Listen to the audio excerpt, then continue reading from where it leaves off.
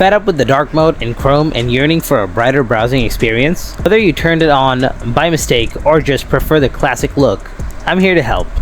In today's video, I'll guide you through the easy steps to disable dark mode on your Chrome browser. Let's dive in.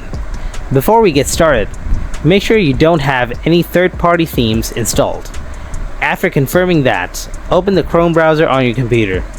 On the home page, click on the Customize Chrome button. Next, select the light option and your Chrome will switch to light mode. There's another way to disable dark mode in Chrome. For this next method, click on the three-dot icon in the top right corner of the screen. Then select Settings from the menu. You might need to scroll down a bit to find it. Once you're in Settings, click on Appearance from the left side menu. Now click on the box next to Mode and select Light. This will turn on dark mode in Chrome. This method is for those who don't have the Customize Chrome button or have a custom homepage set.